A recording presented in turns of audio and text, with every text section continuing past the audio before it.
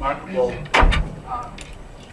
university positions. And the great thing about this conference that Professor Jensen can be here is that 1976, now about 30 years ago, he and a colleague, Dean Meckling, wrote an article that I guess wasn't immediately picked up in the journals. No, it was roundly rejected by Oliver Williamson, of all Which is people. great hope to all of us. And the two editors. All of us have experienced being soundly rejected our very best work. And Professor Jensen was here a couple of years ago and gave a talk to mostly business students that resonated very much with me. And since then I have had as my goal to somehow reintroduce the ideas that he had introduced then, and to reintroduce the question of what is it that motivates leaders, what is it that motivates each of us, who are we? And the 1976 article on agency costs answered the question in a way that has ended up really defining our private economic world. The ways in which businesses operate, the way people are motivated in business is very much a product of that seminal work. And as it turns out, anybody who writes in the corporate securities area in any place on this planet, in one way or another, is responding to the ideas from the Jensen-Meckling 1976 article. And so this is a great chance to, a generation or so later, step back and think about whether that agency theory project has borne the fruit it promised, and whether there are other ways, or maybe richer ways, to understand this question of what is it that motivates leaders and what motivates us. So I'll turn things over to Professor Jensen, and I don't know, do you plan to have time for questions? Yeah, just ask questions as you go along if something comes up. And then I'm very flexible. We'll stop when the time runs out. Thank you, Alan. I will not hold up a card. No, you must, otherwise I'll be here all afternoon. So, beyond agency theory, putting integrity into finance, there's actually a paper up on CERN. It's been there for about a year, but Werner and I got it revised about 3 weeks ago. If you're interested, you can find it. It's in good shape now, after being soundly rejected by 2 referees at the JFE. Anyway, one disadvantage, since I'm not editor anymore, I can't accept my own articles. Anyway, so for those of you who haven't been exposed to this stuff, this is going to sound a little weird. And for those who have, you have my apologies for being dragged through it again. But so this integrity wouldn't normally be considered part of finance. I am absolutely discouraged, maybe even despondent over the state of affairs in finance and the state of affairs in business schools, and I attribute a great deal of that to finance. I came out in 1966, and we revolutionized finance, and I'm now not so sure it was a good thing. We got real problems out there in the world, and so this topic is a pretty good one, but you're going to be a little puzzled about what this stuff is called integrity. I've been working on this with my co-author, Werner Erhard, for the last roughly 10 years. And you'll get a flavor. I'm not going to take you through the talk I gave here 2 years ago, the 2-hour talk. Given 2 hours, I can have you leave the room actually with your view of the world shifted because you get enough of this integrity stuff to make a difference in your life. And by the way, nothing is going to make a difference in your life if you don't discover it for yourself in your life. And I'm not going to have time, nor is the topic actually appropriate to do that today, so you have my apologies. But you'll get a flavor of it, then you can read the Putting Integrity into Finance, and I think you might be able to get more out of it there. I will tell you it has made a huge difference in my life, and it's made a huge difference in every person who has taken the trouble to put it to work in their life. No kidding. So, the integrity is incredibly important to value creation. And it's absolutely invisible to all of us, including me until beginning about 10 years ago. So I'm asking you to bear with me this afternoon. Some of you are going to be uncomfortable. Some of the language is going to be strange and therefore occur as inappropriate or even irrelevant. And I've seen this happen a number of times in my career. When I went back to the University of Chicago to give the first version of the agency paper, they threw me out on my ear. So what do I mean by beyond agency? There's far too much concern about the conflicts of interest between people. For example, conflicts between agents and owners, or between any two or more cooperating individuals, historically a favorite subject of mine, as you know.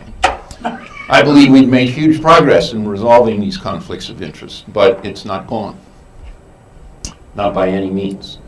Consider, for example, the major improvements in governance around the world. The split between CEO and chairman of the board is now becoming close to complete.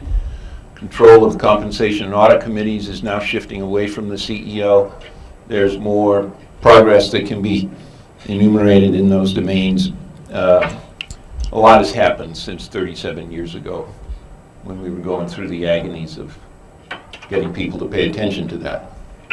So if we've had so much progress with agency problems, why is there so much trouble in the world?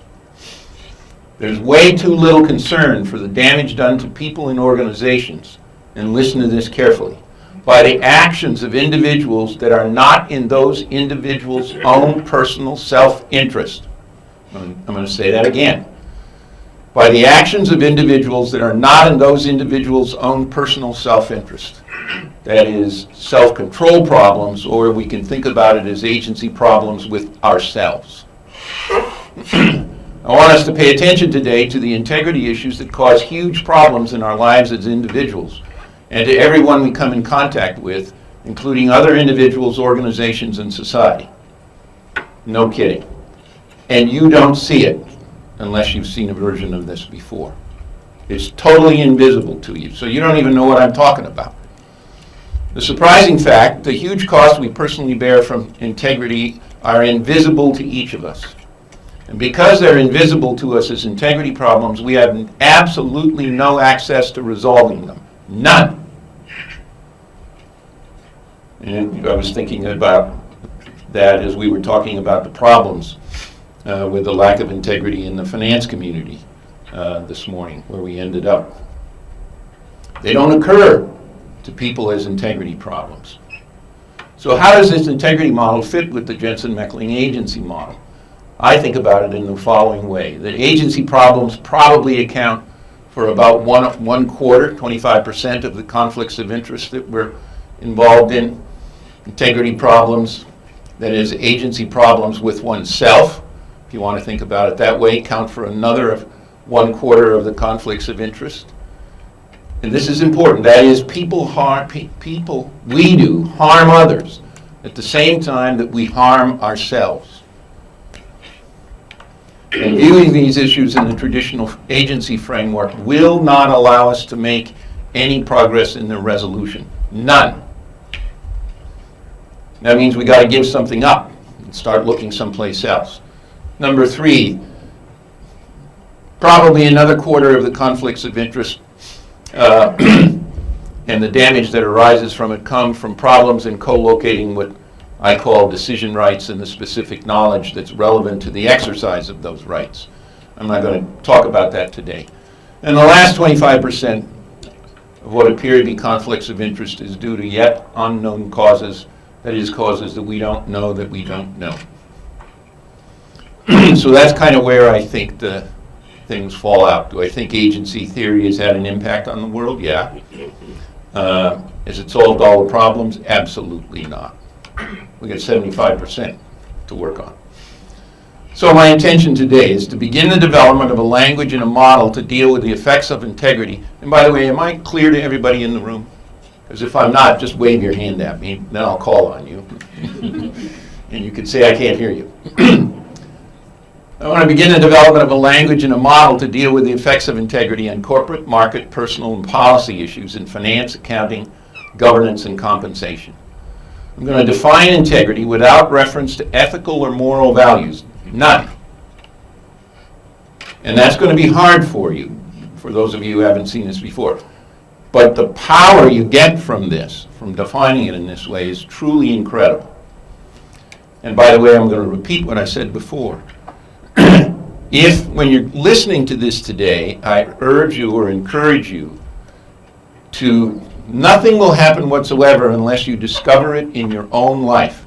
You discover it for yourself in your own life. And it'll show up in a small place here and then maybe another place there. And you say, oh, that's interesting. Let me give you an analogy. What is going on with this integrity stuff, you can imagine I've got a big hammer on my hand here. And I have my hand here. And I go, whack! And I say, oh, gee, that hurt.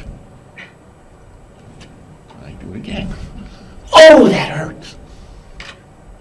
But I never noticed, this is how stupid it is, that I'm hitting myself with in the hand with the hammer. I know it hurt, but I always attribute it to somebody else or something else. The source of it, as me, is invisible to me. And there isn't a person in this room that isn't doing the equivalent of that, including me. You'll see on a slide later, I'm going to say that I can tell you with great certainty, there's not a single person in this room who is a man or a woman of integrity, including me. Turns out, integrity is a mountain with no top. We'll talk about that a little more later. So you better enjoy climbing. And boy, things get better all the time. We're going to define integrity without reference to ethical or moral values, and thus integrity becomes a purely positive phenomenon, sort of like that box or a ball bouncing down the street. There's nothing good or bad about it, it just is. Now, there happens to be some things that are good about it if you like a life that works. And if you like relationships that works. And if you have a business that actually makes money. So, what happened? I pushed the wrong button.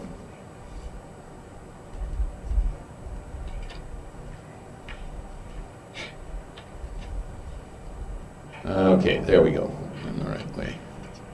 This is what happens when there's no integrity in the system, and that's me. Okay. Oh, there we go. I want the last one here. So we're going to discuss the effects of integrity on firm value. We're going to summarize the evidence on the low integrity equilibrium between firms and markets. In effect, integrity is a factor of production, just like knowledge, technology, labor, and capital. But it's undistinguished, literally invisible to us. It's like it never occurred to us that capital was a factor of production. You can imagine what chaos that would cause trying to run an organization. But it is undistinguished, and its effect on workability, productivity, value, and the quality of life is huge. So where integrity stands in the world today, we only need to read the newspaper for 5 days in a row to be clear that in every facet of life we're losing the war on the battlefield of integrity. Everyone espouses integrity, but few live it. As I said, including everyone in this room, I can guarantee you, and that includes me. And these issues, these problems, do not even occur to us as integrity problems. So now we can get to work. What is integrity? Webster's New World Dictionary defines it. First, the quality or state of being complete, unbroken condition, wholeness, entirety. There's nothing good or bad about it. It's just unbroken, complete, whole. Number two, the quality or state of being unimpaired, perfect condition, soundness. Nothing controversial there, right? Now, you'll notice number three is in like type. The quality or state of being of sound moral principle, uprightness, honesty, and sincerity. We are not going to use the word integrity to have anything to do with number three up there, because that confuses it and confounds it with morality, ethics, honesty, and sincerity. So we're not going to use it that way. So I'm not going to use it to refer to a moral or ethical code to denote right versus wrong or good versus bad. The way I use integrity, it's not religion, it's not ethics, and it's defined without reference to values. It's simply whole and complete, unimpaired.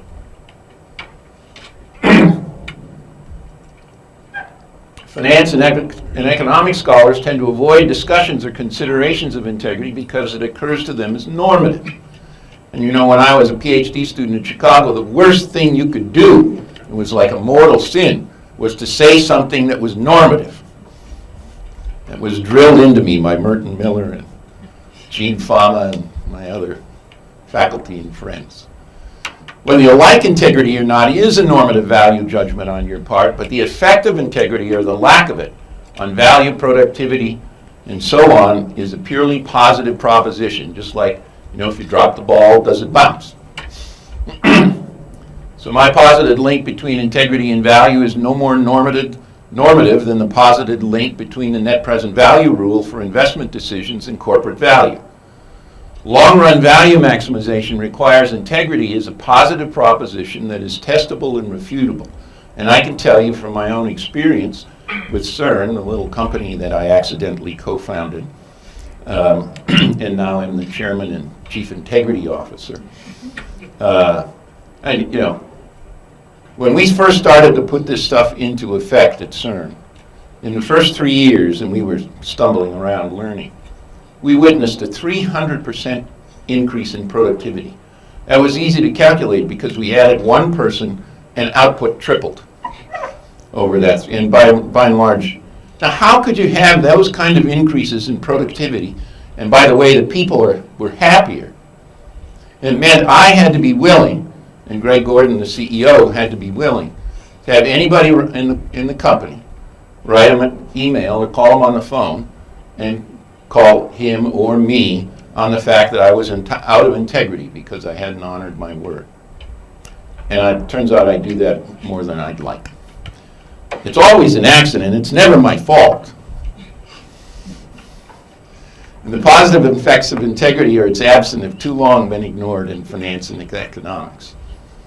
Integrity is a necessary but not a sufficient condition for long-run value maximization. I'll say that again. Integrity is a necessary but not a sufficient condition for long-run value maximization. You know, why is it not sufficient? Because you got to have a good competitive strategy, you got to have a good organizational strategy, a financial strategy, all of that other stuff. So, summary. An entity has integrity when it's whole and complete. An object without integrity doesn't work. Think of a wheel with missing spokes. It's not whole, complete, and stable. It will become out of round, work less well, and eventually stop working entirely. Think of a bicycle wheel. A person is in integrity when he or she honors his or her word. Keeping one's word means you fulfill your commitments and promises in full and on time. If you always keep your commitments and promises, you are surely not playing a big enough game in life. You know, if all I say is, I promise that I will get up every morning. Now, I'm only going to miss that once, and I won't even know it. So honoring your word means that's a pretty small game in life.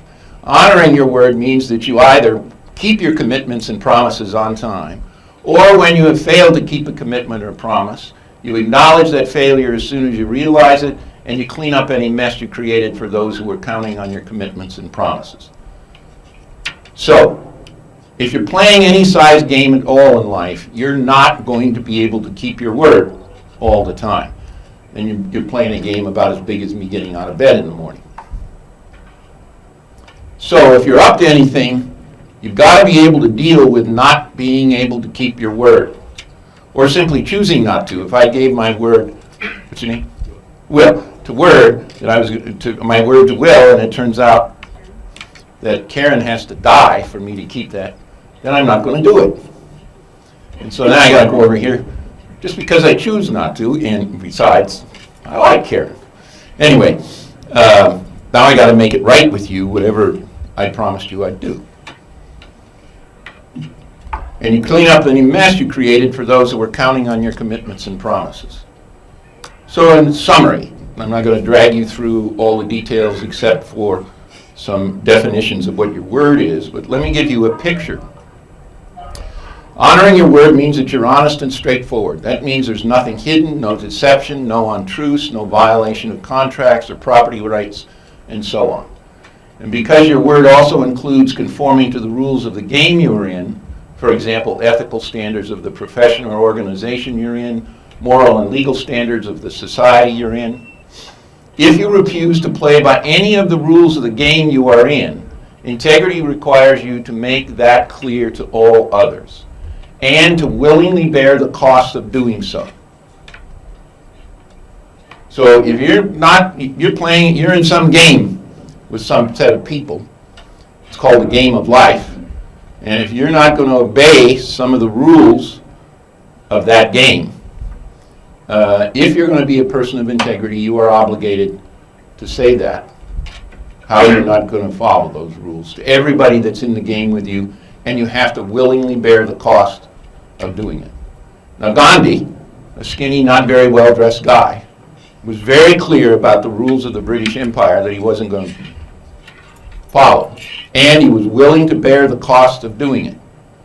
And one little guy changed the lives of 800 million people, now 1.2 billion, I think, something like that. And he did it with integrity. That's the foundation of the nonviolence movement. So, an organization or a system is in integrity when it's whole and complete. That means honoring its word both to its employees and to its customers, suppliers, and other stakeholders. That means nothing is hidden, no deception, no untruths, no violation of property rights. We can skip that one, we've talked about it. Workability, the bridge between integrity and value creation. The greater an entity, person, or system is out of integrity, the less well it works. Put simply and somewhat overstated, without integrity, nothing works. Literally, without integrity, nothing works. Now that's not true, but it's a very good heuristic. And if you try running your life that way, you'll see some pretty magical things happen. Or another way to think about it, if you're having trouble sleeping sometimes, and you're bothered by something, you don't quite know what it is, look around and see where you're out of integrity. And you put those back in, and you'll be able to sleep just fine. I guarantee you. Now, by the way, that just goes on for a long time. So, put more carefully, as integrity declines, workability declines. Think about it, the bicycle wheel. And as workability declines, value declines. Thus, value maximization requires integrity. No way around it.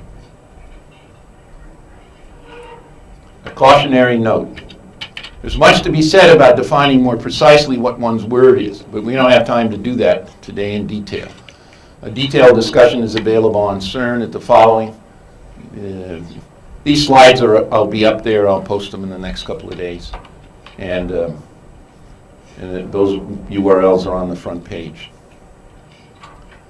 3 aspects of the integrity of objects and systems. This had an enormous impact on us at CERN.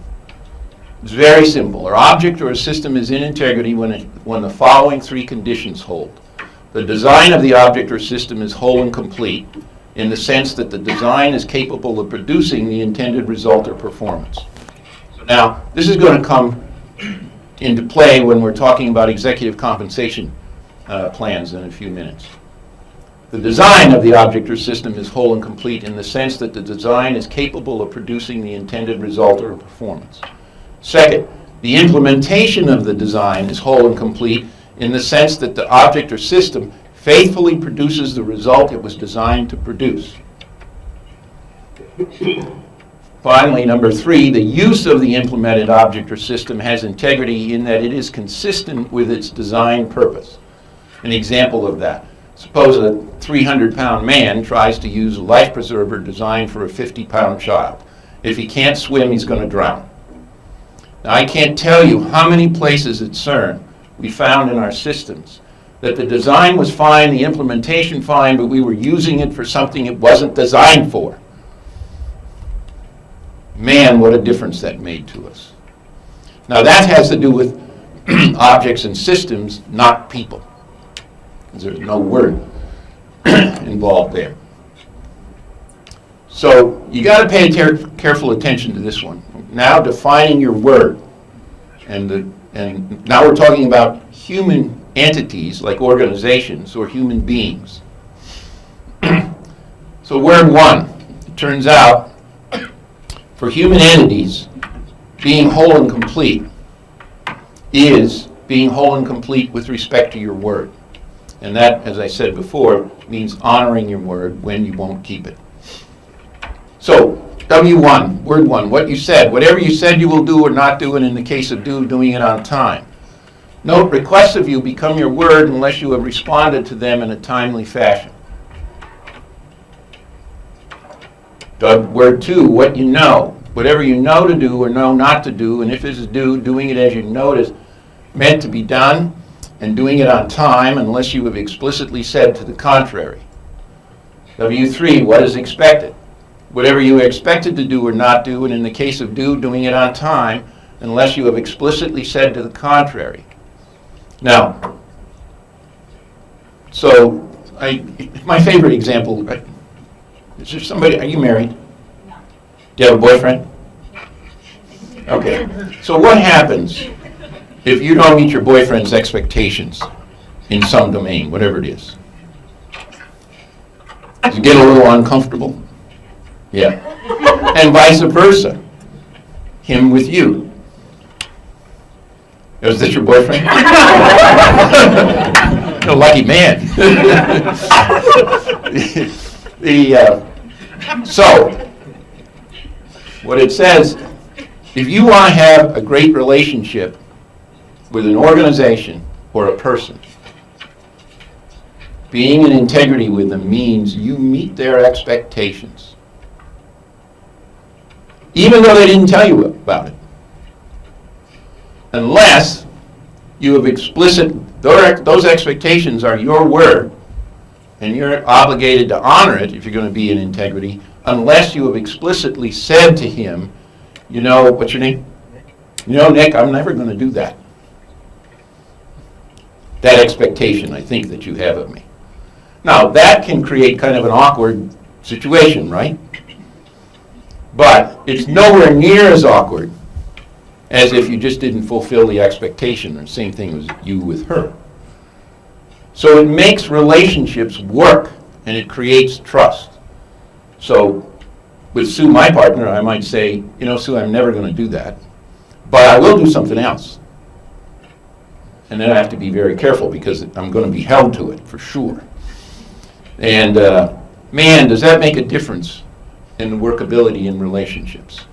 So the important point here is that expectations of others with whom you want to have a workable relationship are your word unless you have declined those expectations. You don't have to clean up any mess because it's not your word.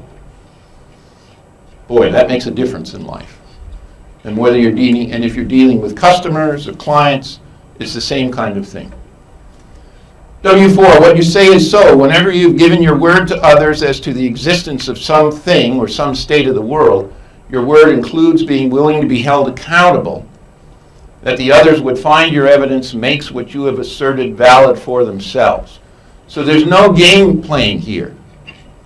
So I'm going to assert something to you about the state of the world, and I'm willing that you hold me accountable, that if I gave you all the evidence I have, you will find that for that proposition, you would find that evidence satisfies you. Now, the simplest, easiest thing to see is that means there's no lying.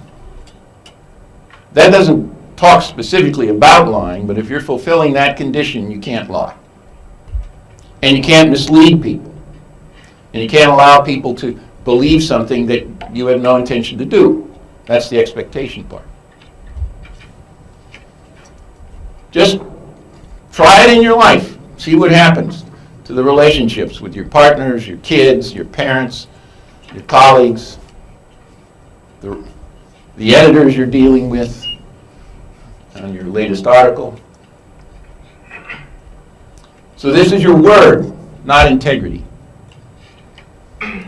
Finally, we have morality, word 6, morality, ethics, and legality.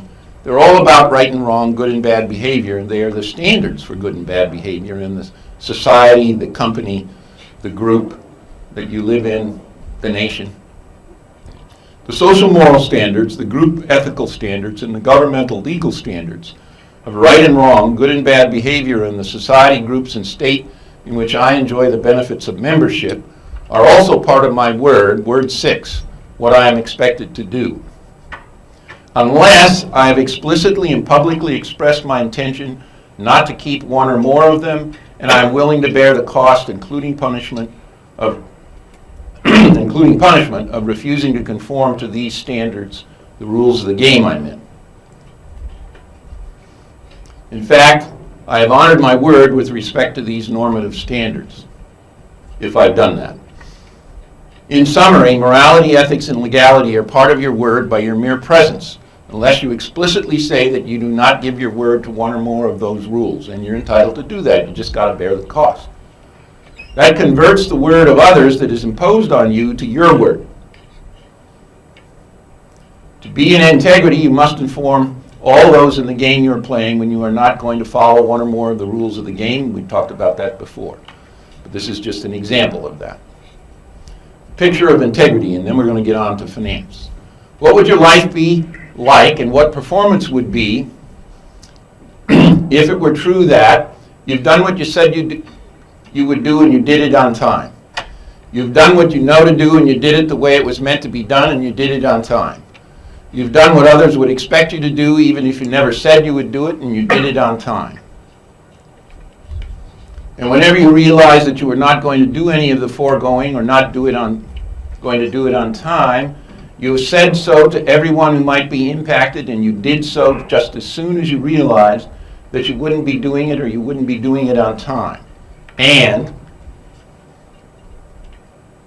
if you're going to do it in the future, you've said by when you would do it, or if you won't be doing it at all, you have said so, and you have dealt with the consequences of your not doing it on time or not doing it at all for those who are impacted by your not doing it on time or not doing it at all.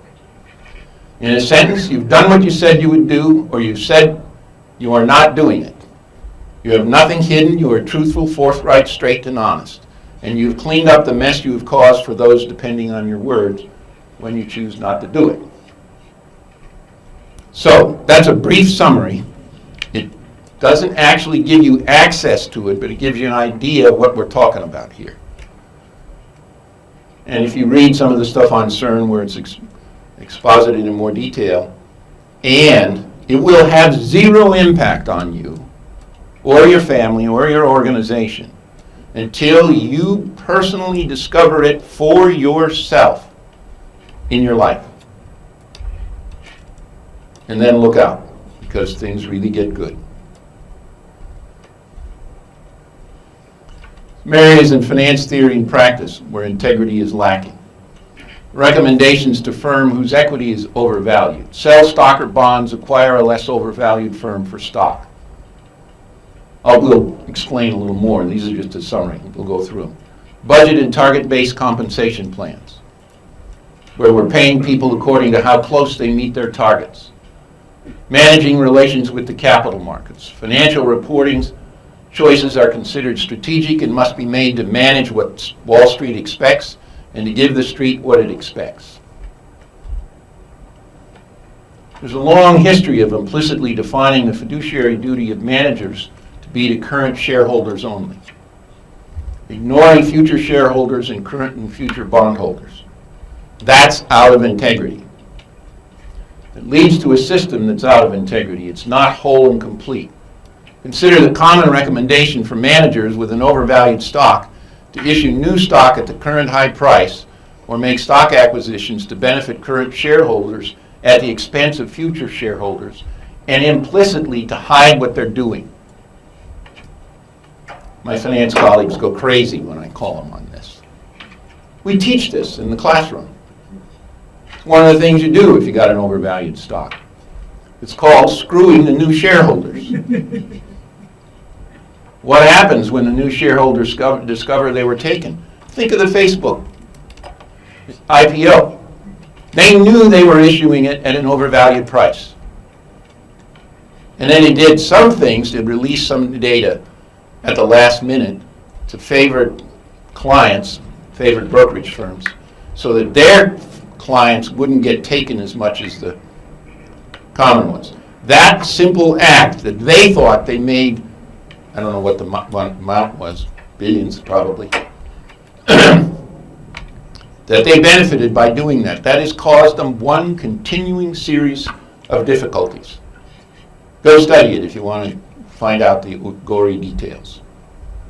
That one simple act is still hanging over their head.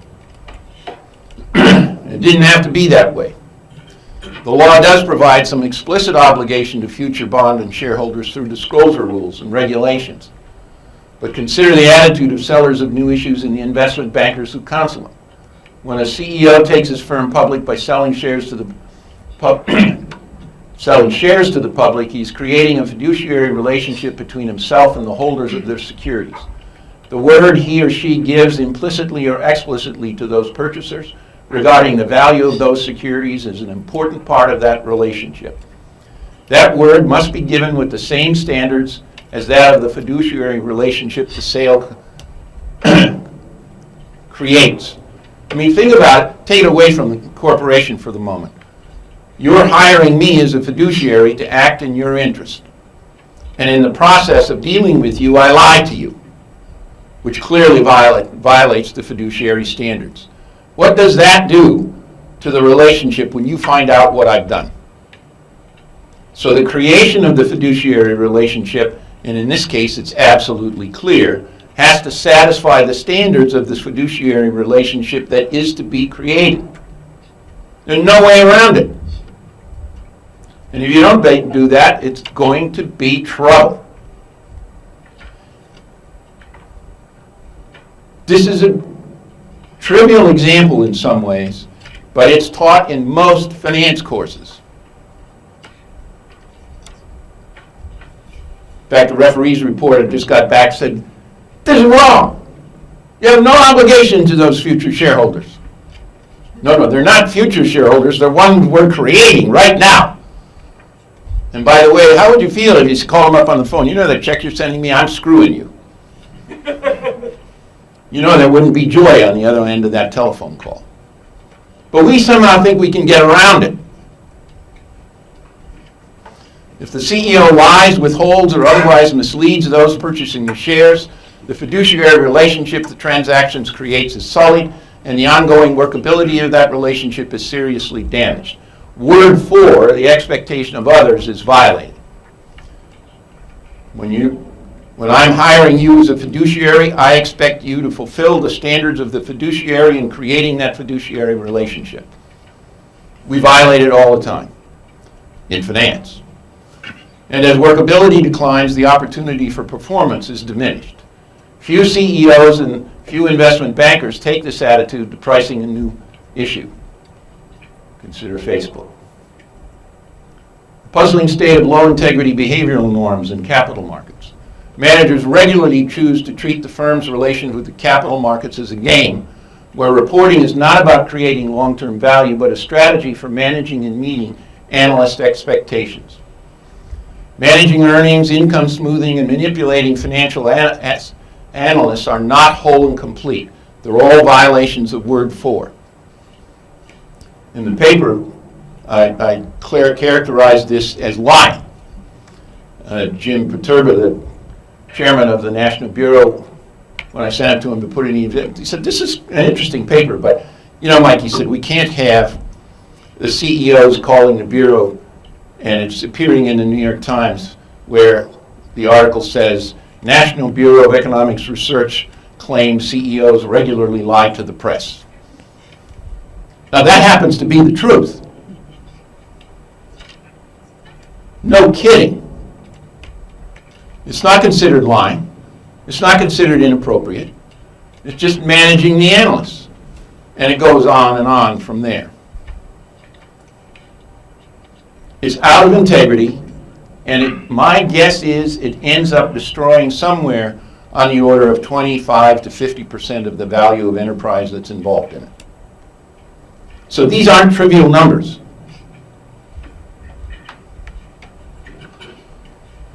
And on the part of banks and investment banks, misleading investors with fraudulent investment recommendations that reportedly are designed to serve clients is not whole and complete.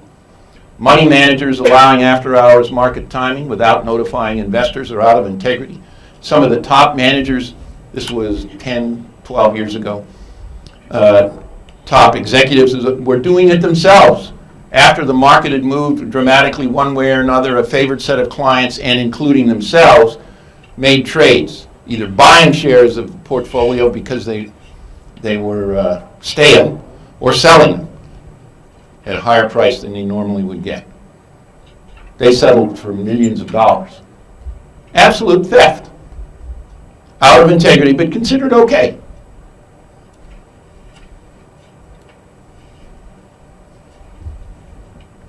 Investment banks abusing their privileged position with clients by trading and profiting on their inside information. This is Borodnik, Musa, and Simonov. The dark role of investment banks in the market for corporate control. I'll read you exactly what they say. We argue that advisors are privy to information about the deal that they may directly exploit by investing in the target firms. We show that the advisors to the bidders often have positions in the target before the deal announcement, and that they profit from such a position.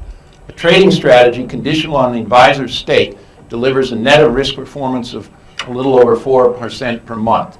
This cannot be replicated using publicly available information. Advisors not only take position in the deals on which they advise, but they also directly affect the outcomes of the deals, negotiating conditions that increase the probability of success. This has negative implications for the viability of the new entities. This goes on and on. So we got about 12 minutes left. I can. Goldman Sachs. And how many?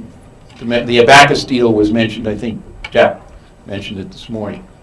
They paid what at that time was a record fine to the SEC. Just summarize what they did and claimed it was totally okay. So John Paulson came. He's a hedge fund guy. Came to Goldman Sachs. He believed that the mortgage market was going to crash. And he believed he and his people knew which mortgage securities were likely to go bankrupt. And so he paid Goldman Sachs $20 million to construct a collateralized debt obligation, CDO. There were a series of them. This was Abacus, 2007 AC1. They hired ACA are the initials, to actually form it and manage it. But they asked ACA to follow John Paulson's advice as to which securities they put in the deal. That was a $2 billion deal. And Paulson misled them into thinking that he was going to buy the deal long, the securities long. He actually shorted them in a massive amount. And he made billions. Pretty much the entire thing went to pot within 5 or 6 months. And by the way, I skipped the fact that Goldman Sachs, who knew what was going on in the construction of this deal, because it was their guys arranging it, very quickly marketed it to Goldman Sachs' own clients. For that, they paid $550 million fees to the SEC. Is that in integrity? No way. And that's a minor example of what's going on in the financial world. And I'm ashamed of it. I can guarantee you that Goldman Sachs today is not the same company that Fisher Black, a very dear friend of mine, worked for when he was a partner at Goldman Sachs. Fisher was the guy that invented, along with Scholes and Bob Merton, the option pricing model. I remember distinctly in those days when Fisher, it was a private company then. Fisher would say to me, "Geez, Mike," he said, "my partners just, again, turned down my latest idea." And he said, "There's nothing wrong with it." You know, Fisher was not a crooked guy at all. Very straight arrow. And I said, "Well, why did they turn it down?" He said, "Well, they don't think there's anything wrong with it, but it's a little too close to the edge and they don't want anybody to have a misimpression of who we are." Those were the days when Goldman Sachs was a private firm. The partners had all their money in the firm. And they couldn't even take it out, except measuredly so, when they retired. They were very careful. That was the days when it was an investment advisory firm. What happened to bring about this shift at Goldman Sachs? They went public. What happened when they went public? They got, first of all, they were able to take their own money out of the deal, the partners. Second of all, they got enormous access to capital. What happened then, over the next 10, 15 years, was that the traders were able to make lots of money. Now, many people in the room know what traders do. Well, the thing about traders is they don't have a client. No clients. They have counterparties. And what kind of commitments are made to counterparties? Something about best execution. But even that doesn't mean much anymore. The traders now control the firm. Clients, our clients come first is Goldman Sachs' #1 business principle if you go look on their site. The Abacus deal violated, I think it's 7 of the 13 business principles. And they thought they were doing a great thing. Really proud. They knowingly created a $2 billion security issue that was going to go bankrupt within months, sold it to their clients. What's a client? They're just counterparties. Created the shift that occurred over that period of time. It's a corrupt organization. They don't think they're corrupt. That's the word I'd use for it, and it's absolutely out of integrity. At the moment, they may be doing pretty well. They can't continue that long, very far down the road, without them bearing serious costs.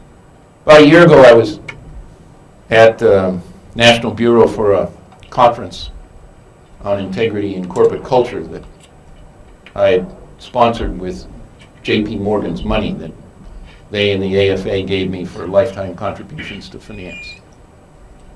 So one of the guys who was given a paper there was talking about the difficulty of dealing with certain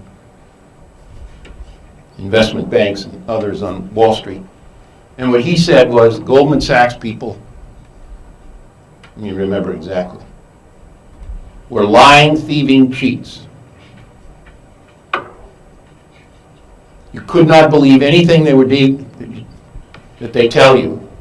He said, I still deal with them, but I know I'm dealing with lying, thieving cheats. Now, what in the long run is that going to do to your reputation? I don't have any doubt about it. And this guy was speaking from first-person knowledge of dealing with them. He's a PhD, a well-known researcher. So, I mean, this can go on and on. But we've got 5 minutes left, so let me just stop. And surely somebody has some questions or challenges. We have a system that's sick in finance. And we need to change it, and we need to change what gets taught in the finance courses in business schools. Yes, sir. Yeah, well, I just wanted to ask you a question that backtracks a little bit to your beginning remarks on integrity. You started out when you looked at the dictionary, bracketing out the definition that dealt with Ethics and morals, yeah. However, in your discussion, then you use the word integrity in a way that seems morally and ethically. That's in your listening. But yeah. That's in your listening. I don't use the word integrity to have anything to do with morality or ethics, except, as I very carefully explained in word 6. And you don't have to be a moral or an ethical person to be in integrity. Gandhi example. Okay? Well, So that's real important that you get that. Real important. Okay, because if you get integrity confused with morality and ethics, then it becomes a good thing. That is one of the major reasons people are out of integrity. So that's a longer discussion, and we're not going to get done in 5 minutes, but that's why I react a little strong to what you say. It's fair enough. But, Yeah, I go guess ahead. that the question is, and we probably don't have time for it, what do you understand under integrity or morality? I made it very clear what I understand. Just a list of standards? I gave you the 6 definitions of your word, and I told you what it was to keep your word, and when you weren't going to keep your word, what it is to honor your word. And when you do that, you either keep your word or you honor your word, you will be whole and complete as a person. It won't make much sense to you until you look in your own life, discover it for yourself personally in your own life, and say, oh. Now, there's always bad news, when you start looking at it. Oh, you say, oh, I was out of integrity there because I didn't keep my word. Mike in the paper says my word was this. Maybe I just told you I was going to do something, and then I didn't do it. By the way, one of the things I was out of integrity with the people in this conference, because at one point I promised to send them an abstract and a title for what this talk was going to be. And I realized on the airplane coming down here that I never did that. And I didn't honor my word. So I apologize to you. And we can have a conversation about what I can do to clean that up. And when I say that, the weight on my shoulders gets lighter. You may say, well, that's trivial. They didn't really expect me to do it anyway. Yeah, they did.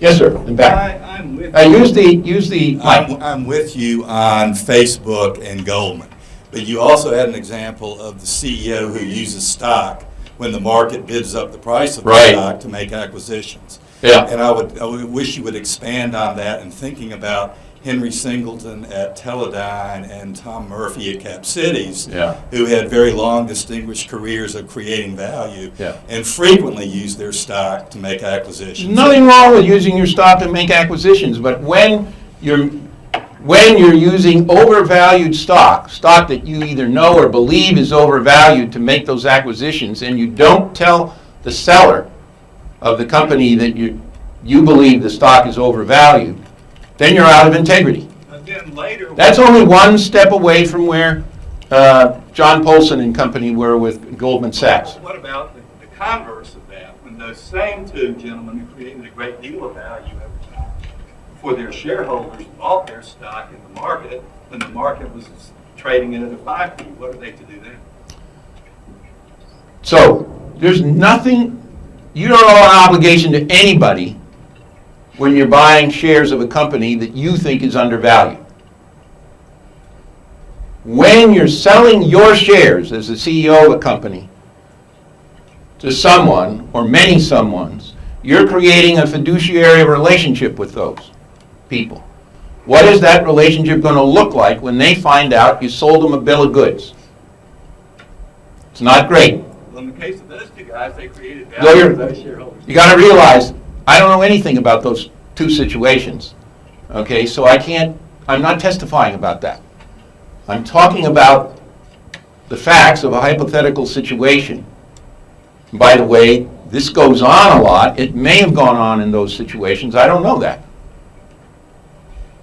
You know, people make mistakes. I think I'm selling it to you at a perfectly fair price. And next week, the thing falls 20% in value. But if I do that knowing that it's overvalued, that's out of integrity. And that hurts me. Facebook knew it was overvalued. And they thought they pulled a fast one on the market, and they're still paying for it. So, I can't testify. I don't know about those two situations. If they knew about it, they were out of integrity. Yes, sir. I have a question. Yeah. You talked about your referee who said as to one of your propositions, this is wrong. And it didn't, well, it struck me on listening to it that your referee is saying this is not in keeping with the dominant ideology. Is this not on? Just hold it closer to your mouth. I think. Yeah, it struck me that the referee is basically not saying this is wrong as a factual matter. It's just this doesn't fit with our dominant ideology. Yeah. No, I think that's a good Is that what's explanation. going on? Yeah, I agree with that. And that, you know, I got the same reaction when they rejected the agency paper. Most of my papers get rejected if they're ever any important. That's how I know they're important. They hate it. They don't just reject it, they hate it. Yes, sir. First of all, Mike, by that last standard, most of my papers have been important. I empathize. My word here, if I understand it correctly, is I'm going to try and ask a clever question. To distill what you said in the last hour, which I've liked very much, could you do it by saying organizations and people should tell the truth? No, won't do it. Why not? Because Why isn't that everything it's you not said? actionable. If you define your word as I defined it in those 6 ways, it's way more general than simply saying, I won't lie. No. I said tell the truth. No. When you say I'm going tell, to define wait a truth. minute, I'm just going to say, when you say you tell the truth, I interpret that as meaning me saying, I won't lie. Then you're wrong. Okay. Well, then tell me what the point is that you're making. Because I missed something, that's all. No, the way you described what word means, Yeah. to me, that's being truthful. All right, if there's So how I should disclose. and do you don't deal with the disclose. case of expectations? Your wife expects you to do something, She or your expects- business partner. My wife has very low expectations. I know, mine too, from long training and disappointment. But she still expects something. Customer usage. Yeah. No, you can't get out of it that way. You have expectations you have to deal with. And that's not a matter of lying. If you turn them down flat, you know, like, Sue, I'm never going to do that. Then that might be a little awkward conversation, but you're not out of integrity. In fact, you're in integrity. It's no longer your word. No, I accept that, that's great. Okay. So, was there something about that was confusing you? Not confusing. Okay. Just trying to distill it. Yeah. It could be distilled. It's way more, take it, we don't have time to go into detail, but if we did, for a long conversation, Well, yeah. because- framing that particular thing that way is way more important than saying tell the truth. Way more important and way more general. Or of saying the same thing a different way, don't lie. When you, Mike, yeah, can I give you an example? Yeah. What I'm telling my students? Because I'm telling this story about integrity to my students too sometimes. One of the implicit words that I have given by being a law professor is to be available for my students for questions, challenges, discussions. That is my word, and implicitly I've never said it, but accepting the appointment as a professor somehow, to some extent, has that obligation for me. I'm not lying when I'm not doing it. I'm just not keeping my word. I'm not honoring my word. Right. So it's not just it's not truthful. I'm not honoring my word when I'm not available or make myself at least minimally available for my students. It's a good example. Yeah. Any other questions? Yes, ma'am. Am I right that you're not interested in forcing corporations, the finance industry to act with integrity? No. You can't force anybody to act with integrity. So you're, But here's what happens. And I've watched this now over 10 years. When people actually begin to get it, when they discover it in their own lives, and they see what happens to their lives, how much better it gets. And when they see what happens in their organization, I mean, people don't pay attention. You know, over a 3-year period, we had a 300% increase in productivity. And all we did was halfway implement integrity. And the people were happier. And all it took was some thinking. By the way, we outsource all of our computer work. There's a lot of that to an organization called ITX in Rochester, where our home office is. I don't live there. And what I knew when we were working with ITX is that we were their largest customer. What I didn't know that we were their worst customer. And the teams that worked with us were turning over all the time. Every 6 or 7 months, it was a new team, people coming and going all the time.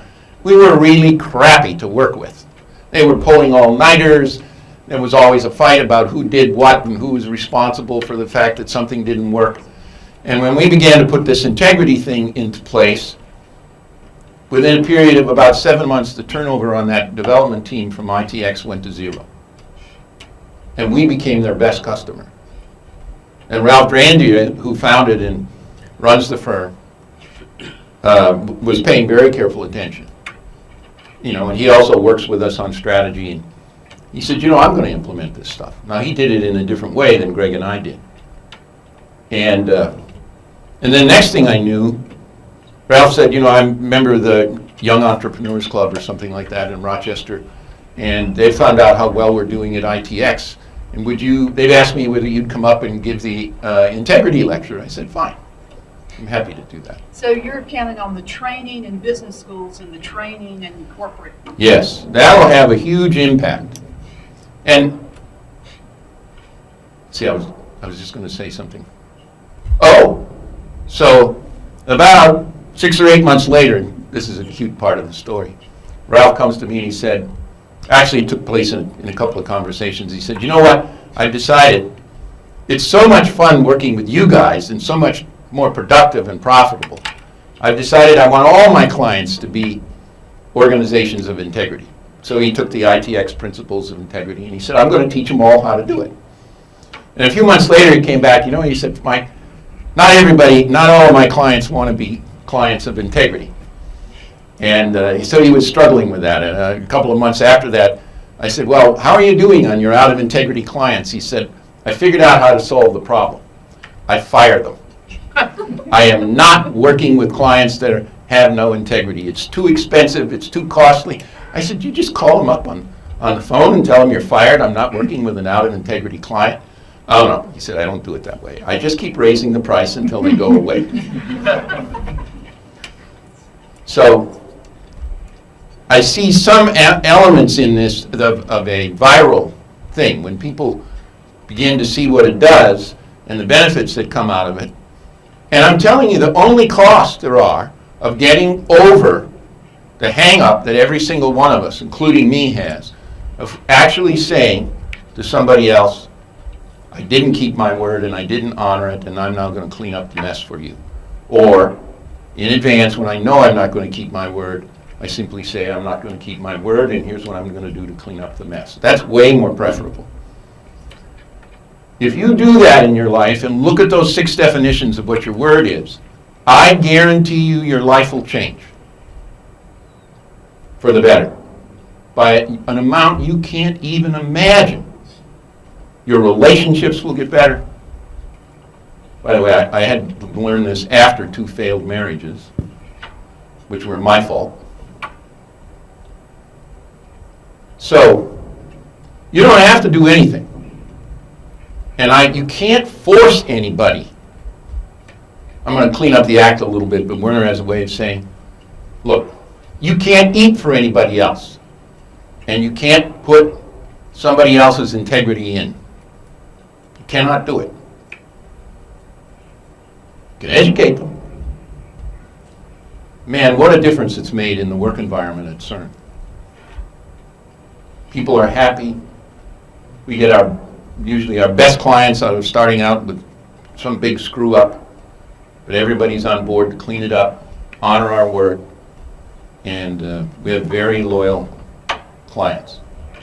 And we've succeeded in making this crazy organization work under the business model that we give everything away for free and make it up on volume. It works. Now I've run over my time, Mike, so there's I'm out of one integrity. last question.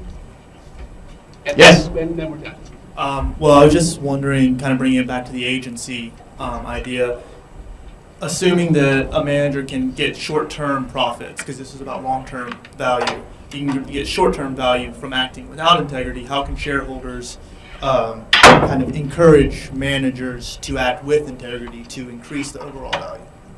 They can get them to put integrity into their workplace, persuade them to do that.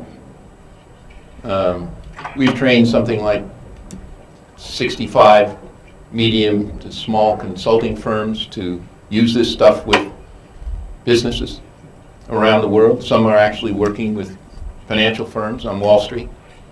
I went down a year ago for Steve Zaffron and spent a day with him giving longer versions of about 6 or 7 hours of this talk.